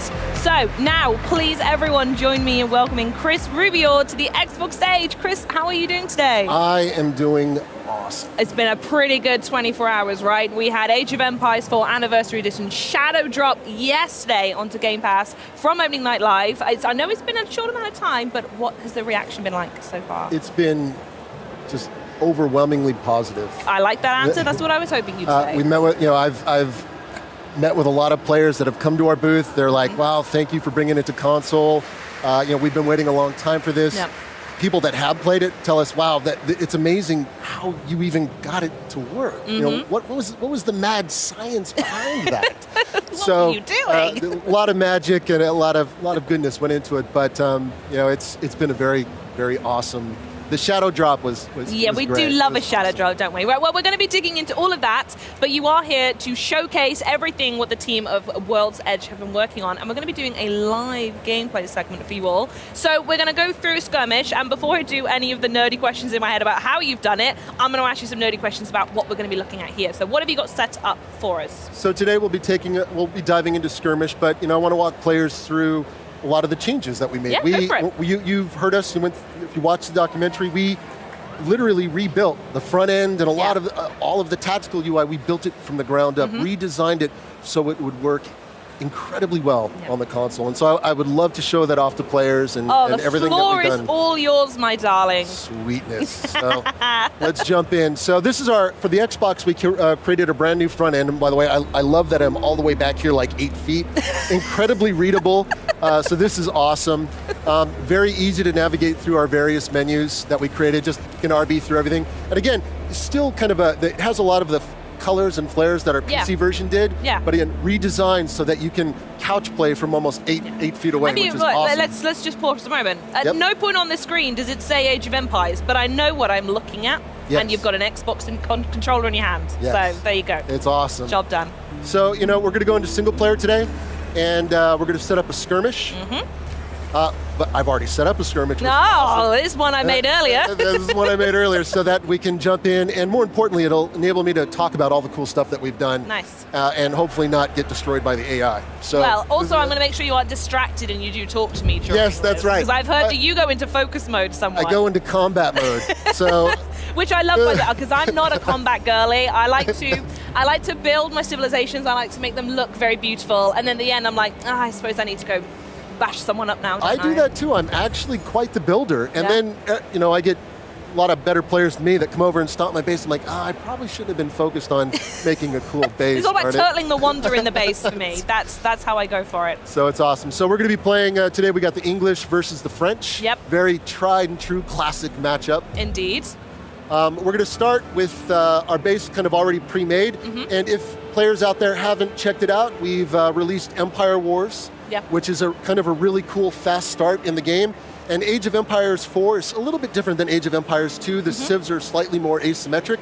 So Empires Wars was designed, each civilization starts and was handcrafted to start at the right start that you would expect them to be at that point in time. So a lot of passion and love went into making that mode super awesome.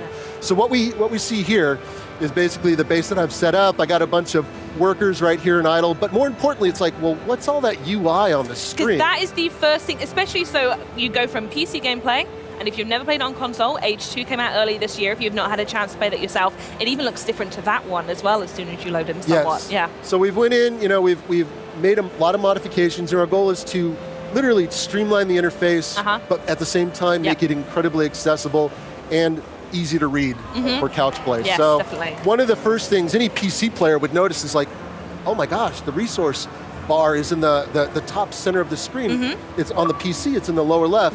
And we found on the console Thank you for the ad. we found on the console that that placement is really nice, makes it super easy to read, and we got a lot of learnings actually came from Age of Empires 2. Kudos to that team for an awesome job that they did. So we were able to tap into a lot of that and literally kind of define out. So as I go through the screen in a clockwise motion, we have our resource bar at the top. Yep. We have kind of our tribute menu that you can access, with various commands. You'll also see a bunch of little helper widgets, and those were purposely done so there's, it's not mouse and keyboard. It is, you need to, as a new player, it's very helpful to understand which inputs you got to press to access various bits of functionality. The lower right-hand corner, that's kind of your tried and true mini-map. Indeed, yeah. You can expand your mini-map, which is a really cool bit of functionality. You can hold down the Y button. You can actually super fast scroll. It's seamless. Yep. You can drop camera markers, which I'm going to do here. One more, and then that's a terrible spot for a marker, but I'll drop one right there for the purpose of demo. And then what you can do too on the mini-map is you can just literally just jump around based on those waypoints that you set. So entirely up to the player, however they want to play. And the toolbar, or I should say the D-pad controls that you see in the center of this bottom center there, those are what we call a quick find menu, and it allows players, kind of like hotkey shortcuts on the PC. It allows you to jump to various units, structures that you have on the battlefield. For example, if I press D-pad up, I can cycle through all my idle villagers very quickly. There they are. If I want to go to my military, I can press D-pad left, boom, I'm right there with a group of units, and I can kind of cycle through them. Now, if I want, I can actually select all my idle villagers just by holding D-pad up. Right, you've thought this through, haven't you? It makes it super simple. In fact, if we can for a moment, I just want to pause the game. We're going to cut away from the gameplay very quickly. Chat's probably going to know why. And I want to ask you a little bit about what work you've done in the background to try and get it to like the testing phase. And we even heard in that Vidoc just then that I think it's yourself or maybe a lot of other people are really, really excited about playing on a controller now. Yeah, so we've spent, I should say, both teams, Age of Empires 2 and 4, we spent many months and thousands of hours basically hammering away. We methodically went through the keyboard and mouse inputs and essentially broke them down, figured out how all of that would map and translate to the controller. And then once we got it all done on paper, after many months, we started prototyping, we started iterating, we started playing what worked, what didn't work, started throwing things out, bringing stuff back. So it was just a constant phase of development where we were just trying and experimenting until we landed on what you see here today. And we're really happy. The team, kudos to all the teams, our partner teams that worked on this. We have something that is truly amazing. And honestly, I've said this before. If you watch the videos, as an RTS player, I should say, as an RTS developer that's worked in the genre for about 29 years now, I actually prefer to play with the controller. Well, let's get back in the hot seat then. Do some movements for us. I want to see. Do the thing again where you select all the villagers. So I press up on the D-pad. Go on.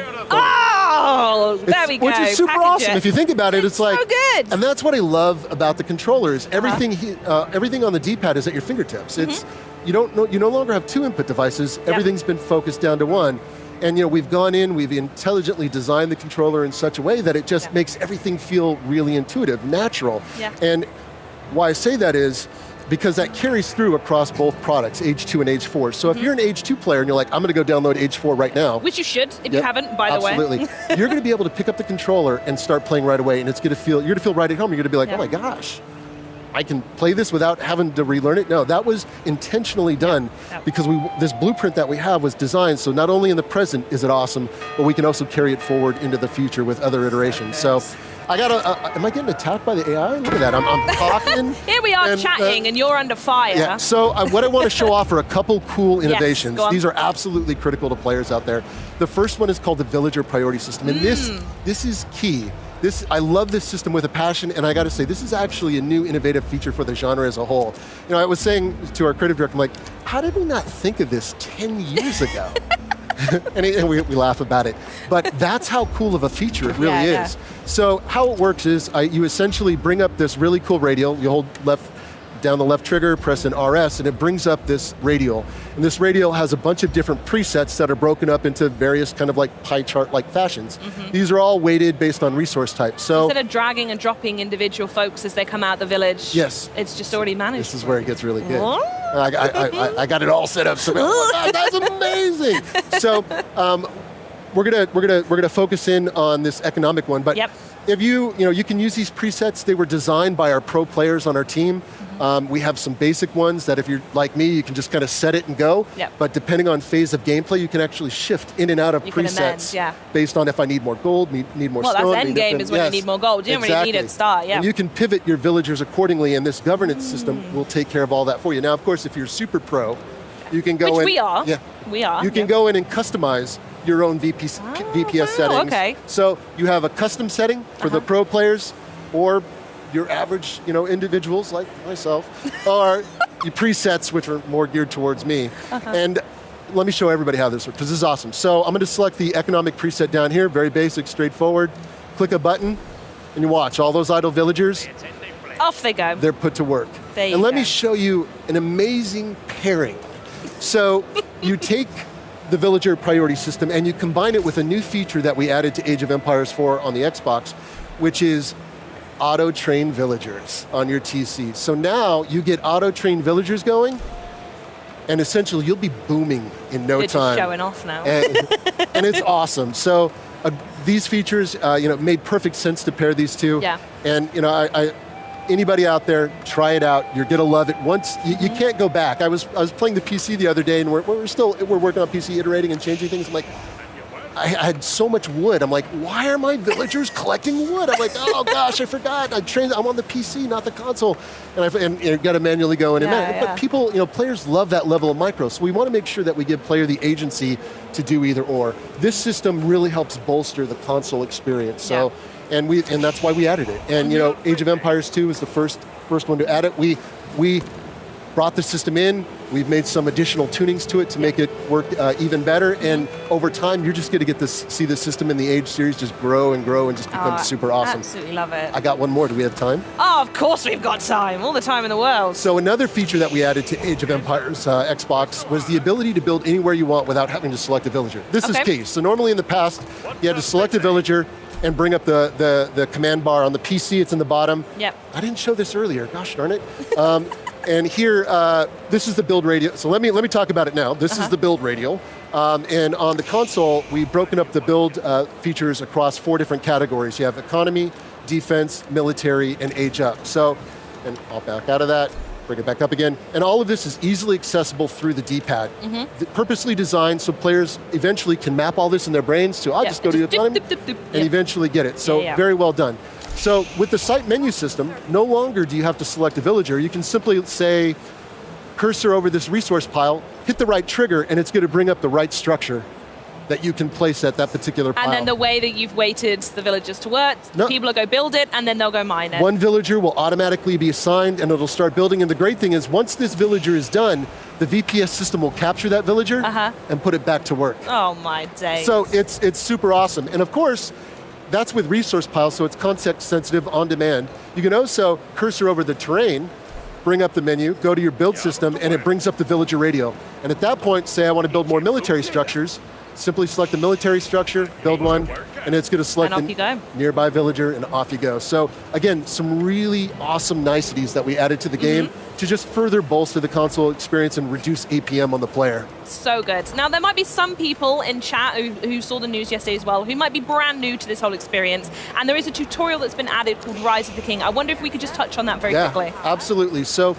the Rise of the King tutorial was created for the Xbox experience. It's broken up across 5 different missions, and it was designed to teach players the basics, the core, your core inputs, your basic age concepts, as well as teach players the fundamentals like base building, resource management, and of course the biggie, combat. So it takes players through all of these different phases of gameplay across 5 missions. Now, we didn't want to just build an onboarding experience that was do this, do that. We wanted something that was narratively driven and tied into the historical component that we created for Age of Empires 4. So we decided to create a prelude to the main campaign of the game, which follows William the Conqueror starting in 1047, and it takes you all the way up to 1066 with the landing in England up to the Battle of Hastings. There it is. So when you move into the main campaign, you'll actually start off right where you left off in the tutorial. Oh, you lot are well smart. Well done.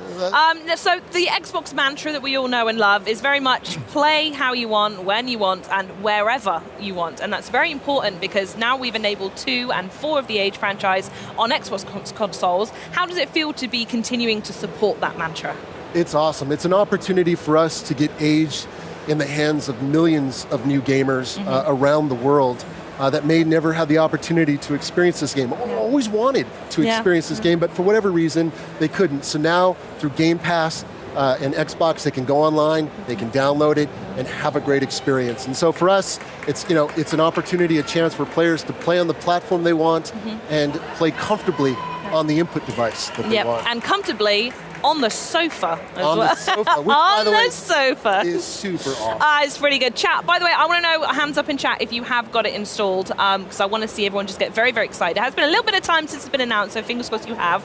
But before we go, I must ask, because I'm also very excited. I hear you've got a big announcement for us, something you want to share, maybe? I am thrilled. Thrilled and have the privilege of being able to announce to everyone around the world that the biggest expansion released for Age of Empires 4 is coming soon. It's called The Sultan's Ascend. It's a good name. Packed with a ton of content, and it's going to take players on an epic journey through the Middle East. Now, I can say stay tuned. That's all I can say at this time. Sorry, chat. We're going to release more information very shortly, as well as details on how you can go onto your favorite platform and wishlist this baby up. So fantastic. Super excited, and please, that's good. The expansion's awesome. I cannot wait to see more. Cannot wait to hear more. Chris, I also want to know, when you go home and continue the skirmish, I want to hear how the fight goes before you do it, all right? Probably going to go terribly. Nah, I believe in you. Well, thanks again for joining us. And chat, please do not forget, you can play Age of Empires 4 Anniversary Edition on Xbox right now. You didn't think I'd be saying that a few days ago, with Xbox Game Pass, as well as PC Game Pass if you haven't tried it out yet. Coming up next, I'm going to be chatting with the big man himself, Phil Spencer, so get mega excited. But first, it made a splash on Opening Night Live, so let's check it out right now. This is the latest from Starfield.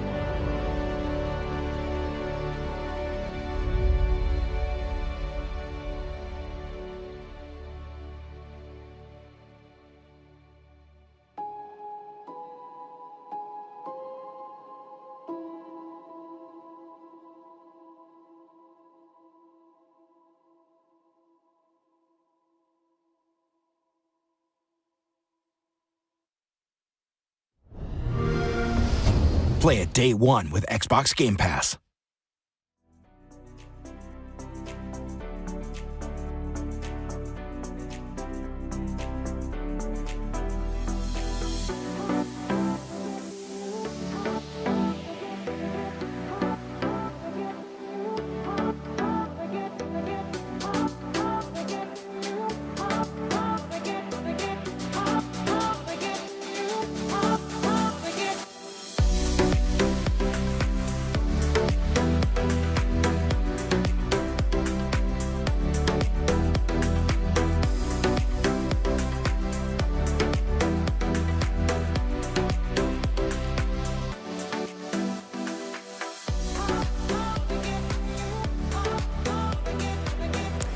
is my distinct pleasure to welcome CEO of Microsoft Gaming, Mr. Phil Spencer, to the stage. How are you, my dear? I'm well. How are you? It's good to be here. So good. How's your first day of Gamescom? I mean, it's been exciting. I've had a walk around. I've looked at some things, but I've mostly just been sitting here talking Diablo and Age, and now to you. So it's like I saw the Age. Yeah, it's kind of like a 10 out of 10. Who was day. out here for Diablo? Diablo, it was Rod and Chris. We're out here. Roderick was here. Roderick, indeed. Yeah, good. Yeah, good vibes. I want to start by saying that the last time we were together, we were sat in the Bethesda London office planning to steal loads of stuff because we're loads of cool Are we stuff saying behind planning us. because we don't want Planning, people to know that we yes, did? Exactly. Well, you've said it now, so I was protecting us. I still have my stuff. Well, every time I talk to you, I always ask what you're playing. So I want to know what you're playing and why is it still Vampire Survivors? No. Well, I am playing Vampire Survivors, so I got all the achievements. Obviously, yeah. But now they have couch co-op, and I'm playing with my wife. My wife, Kelly, who doesn't play a ton of video games. Yep. So the fact that we can play couch co-op and she's enjoying it, like I'm all in. As well. So what I'm playing right now on console, I'm playing a lot of Remnant 2. I really like Remnant 2. Yep. It's a great game to play with friends. I had my ROG Ally on the way out here. I'm playing a game called Fist, which is in Game Pass. Yep. It's a really nice platformer. I'm playing Brotato. Have you played Brotato? This is also the first I've heard of it, so please tell me more. What is that? So Brotato's not on Xbox. Okay. I'll say yet, but I don't have any. Well, it would be great to get on Xbox. It's a Steam game. It's kind of like, let's say it's inspired by Vampire Survivors. Oh, I see. But you play as a You have a potato. type. Yes, yeah, I'm very simple. Yeah. I have a small brain. So one stick, move around. But it's a fun game. So I'm playing some Brotato. I just finished, what did I just finish last? Bramble. Have you played this game? No, I've had it recommended a bunch though. Yeah, it's because it's a nice short playthrough, isn't it? As well? But it's kind of a demented game. Like A it starts demented off game. demented, yeah. It starts off very cute, Yeah. and you think, oh, like this is awesome, and then it like goes into some very crazy, And it great game, zags. great game, but it's like some very dark, let's just say dark places. Okay. I'll get it on the download queue. That Yeah. sounds great. Yeah, it's Wonderful. good. So we're going to focus on Gamescom now. We're going to stop flapping our gums and Okay. actually talk. Our in Gamescom, quite literally surrounded by Xbox fans. 50,000 square feet Yeah. of Xbox booth. It's pretty good. And Biggest ever. This is the first time in a while you've stepped on it as well. So I want to know why it's so important that Xbox has showed up so big this year. Well,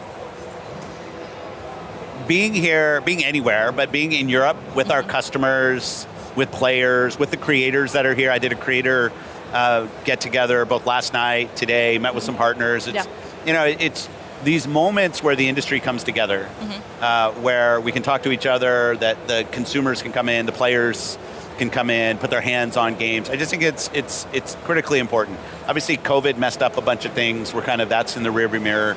So when you had the opportunity this year to go big at Gamescom, we said, let's go. The other thing that's awesome in the booth is how much third-party support that's here, right? Yeah. Like Ed Boon's games here, Mortal Kombat's here. We have the DLC for Cyberpunk's here. Like it's just awesome to see how many of our partners, Rod's games here, Diablo, how many of the third-party support on the floor. It's an important thing for us as a platform. And it's just nice to get reconnected back with the community here. Yeah. And then Starfield over. I feel like I'm showing everyone over I can't here. see it. I can't see it. It's too Starfield. small. Well, it is actually technically massive, to correct you there. And we're only a week away from early access. So how exciting is it seeing this game coming to Xbox, and we're so close now? Yeah, we've been working on it for a long time. I've known about it for even before we acquired ZeniMax. So it's been great to see Todd and the team work more closely with them than we ever have on any game. There aren't that many moments where we get to launch a new IP that has the amount of buzz and anticipation that Starfield does. A lot of games you'll launch that are new IP and then maybe they build into their strength, but there is just a crazy amount of anticipation. And the thing that I love is the confidence that the team has right now, like putting out review codes 2 weeks before launch, because it's a big game. And I'll be the first to admit, the first 3 to 4 hours are a little bit hunt and peck, figure out well, what am I actually doing? Then you get on a side quest or something, and the game just blows up in terms of its epic scale.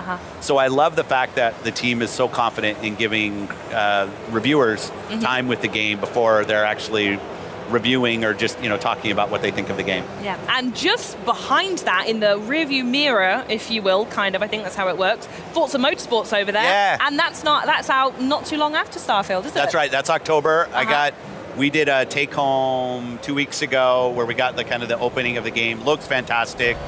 I'm a huge motorsport fan. Yep. And I'd say Turn 10 for us for a long time in our first party has really been a technical showcase. Like Chris Tector, the team on the tech side, the stuff that they get the most out of the hardware, Yeah. I think, of any of our first party teams. They just like, that's their focus, along with building a great racing simulator. And the game looks fantastic. And I can't wait for people to get to play. The ray tracing on track looks great. Giving people some options. You'll see all that as they kind of talk about more of the game. But Motorsport is tried like something that one of those franchises I've played since the beginning, and I can't wait for the full release. Staple, huh? Yeah. It's Motorsport is chef's kiss. Well, and like kudos to Turn 10. They started with Motorsport, expanded to Horizon, so now they built like a sibling franchise to Motorsport. Yep. They've just done such a really good job of growing the relevance of Forza, both for simulation and arcade players. Yeah. Great job. Yeah, absolutely. So, Phil, I know one of the things in chat, and many of the fans really appreciate about you, is how much you love to play the games themselves. So I know just over here, if you can't see behind me, we've got the Stalker 2 demo, and you've taken that for a spin as well. It's been 16 years since the original, so can you tell us what stood out to you? Yeah, Stalker, if you played the first game, has kind of a unique setting and story, and it's really nice to see what they've done in this build of continuing the lore of what Stalker is about, what your role is in the world, and kind of how the world invites you into what your role is and your kind of task. I'm trying to do this without kind of spoiling too much. But you can spoil if you want. No, that's their game. Like I don't want to do that. But I'll also say, they're a dev that spends a lot of time perfecting the game in terms of the technology. I think they're still on that track. Yeah. Like they're still, obviously the game's not done. So it's, but yeah, I just love that they've done a good job moving the Stalker kind of world forward, but being very tried and true to what Stalker's about. Yeah, for sure. And to be totally honest, even under the best circumstances in games development, it's super tough. But for GSC, obviously, it's a bit more complex, the situation they've got there. So I want to know, what does it mean to you to see these guys get here and get a demo out of the door? Yeah, I've stayed in touch with the team over the years, and especially as you say, like the last couple of years, it's an emotional thing, right? Like you almost feel hollow asking them about how their game is. Yeah, of course. When you think about the world and what that they live in, and what that studio has gone through and really continues to go through.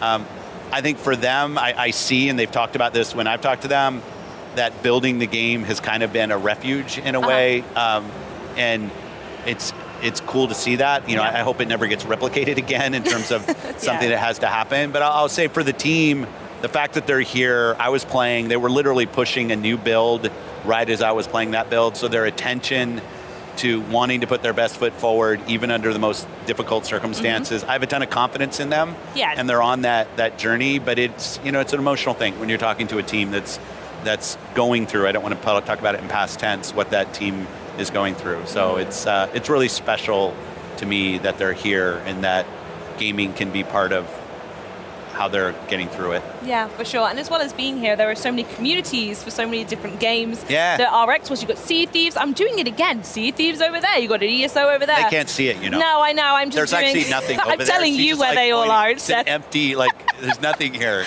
And you're just Ignore like the pointing green at screen. It's an illusion. the grounded communities over there. It's actually not. But what's it like for you to see all of these communities come together?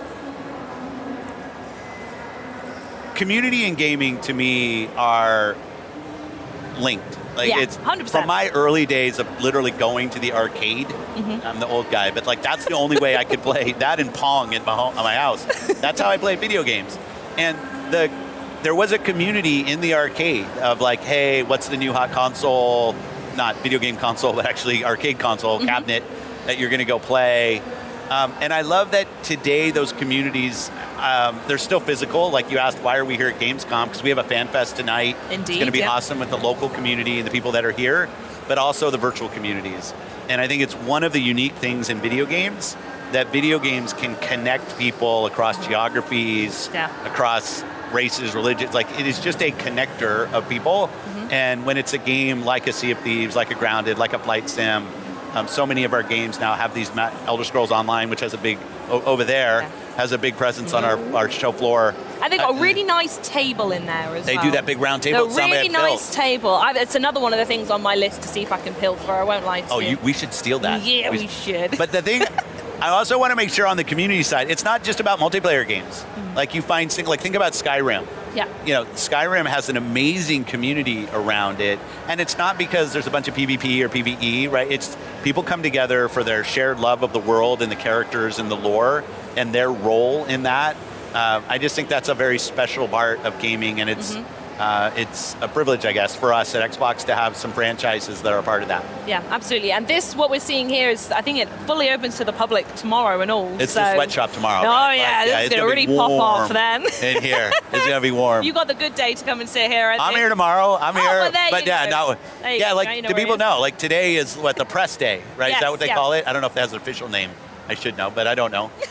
And then tomorrow, the consumers, the players, come in. Have you ever seen like when they open the running? It's ridiculous. And then eventually at some point, I'm going to stop pointing, but the escalators, and they get so busy. Yeah. Every time I come to Gamescom with someone new, I tell them you have to see the running when it opens and the escalators when they're full. It's great. It's awesome to be back. And I think they feel like this might be one of the biggest Gamescom ever. It feels it already, doesn't it? Yeah, and it's kudos to the team here who's kept this going. They went virtual for a while, but now we're here back, and there's so many fans and players here. It's like just such a special time. And it's special for Xbox as well, as we've mentioned a few times on the show already, that it's the 10th anniversary of ID at Xbox. I have my ID at Xbox. There it is. Right. He's sporting it. He knew what he was doing. Wear it. I'd love for you to reflect on any memories or moments you have from the introduction of ID and how it's gone over the past 10 years. I'm going to start with a couple things. Yeah. One, we always have discussions internally when new things are going to happen on the console. And there's always some different kind of feelings about the impact. When free-to-play came to console, it'll be the end of the console if free-to-play comes to console. Some people think it is. But, like, you know, clearly the console's still there and free-to-play happened. ID at Xbox. Well, when we have unmanaged partners that are building games on Xbox, what does that mean for a console? Because we started with this silly thing where publishers had 2 slots of arcade games that they could go do. It was like a silly policy in Xbox.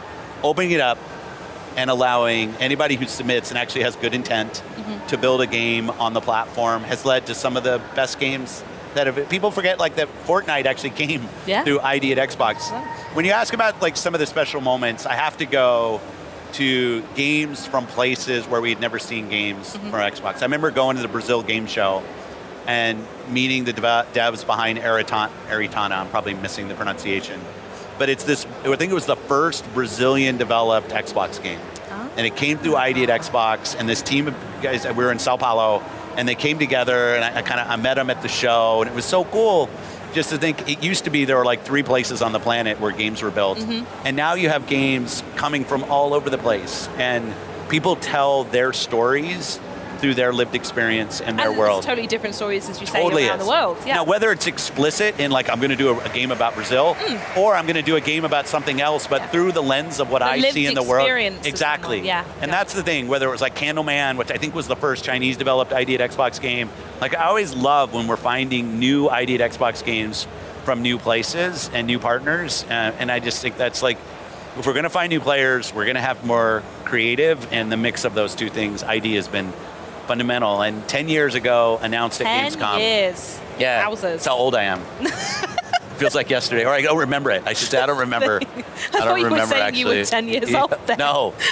That's a great job for a 10-year-old that you've got. No, I'm like, no, but it's like that it was 10 years ago. And I remember though, like, trepidation. What's going to happen when unmanaged developers can build console games? You know what happened? Some amazing things happened. It did. So another thing that you talk about a lot as well is when you can play games whenever, however, and wherever you want. And I know that's something you really want to give to fans however possible. So I want to know what that commitment looks like both at Gamescom and maybe the months ahead, what that story is going to be. The critical thing we look at Teams Xbox in terms of our success is how many players. Yeah. How many players do we have? And even more and more, how much are people playing? Like, do we have a platform that has games for kind of all hours of the day? Sometimes you're playing with your family, and what can I go do? Sometimes it's just me time, and I want to go do things. And how many players show up? We look at our monthly active players, our daily active players. And when I say on Xbox there, whether you're playing on the cloud and you're streaming to a device that we don't know anything about, whether you're playing on a PC, and as Microsoft, we know something about the PC, or you're playing on one of our consoles. Like, those are all Xbox players. Or, like, flying over here, I'm playing on my ROG Ally on the airplane. And I think about that as my Xbox away from home, or my Steam Deck. Like, I want those things to feel as connected and as complete as an Xbox experience as any piece of hardware that we build. We will continue to focus on hardware. It's an important part of our team and what we can go do. But I don't want our hardware to be a limitation on who can actually feel like they're part of the Xbox community. If you buy hardware from us, we're going to do an awesome job supporting you. We want to make sure great games are there. If you have the device that you want to bring and be part of Xbox, we also want that to be 100% great on Xbox. And it's, as you said, it's putting the player's decision on where they want to play at the center of it. It's just there for them, whichever one they want to grab right. at that time. And not only is it there, my save game moves with me, my community is there, so I can make progress on any platform I want to play on, and I can grind my characters, I can make my way through the story anywhere I've been. It's one of the best things about Starfield, pointing at it. That's over there. I've been moving, I play on work, on my PC, when I go home, I sit on my console and I go play, and it's just a continuous experience for me, and everything moves. It's fantastic. Amazing. So I also want to know, while we are here, is there anything you're particularly excited about trying, either on the booth, off the booth? What have you got your eyes on? Well, Stalker 2 was one, so it was great to get to sit and talk to the team yesterday and just connect, right, and see how they're doing. I have this funny thing with Ed Boon, where Ed and I have known each other for a long time, head of the team behind Mortal Kombat, but we tend to cross ourselves on stage all the time. It happened last night at OLN. Congratulations last night, by the way. Smashed But it. accepting an award that team did on like an Xbox. Yeah, but I didn't do you it. accepted it so well, Phil.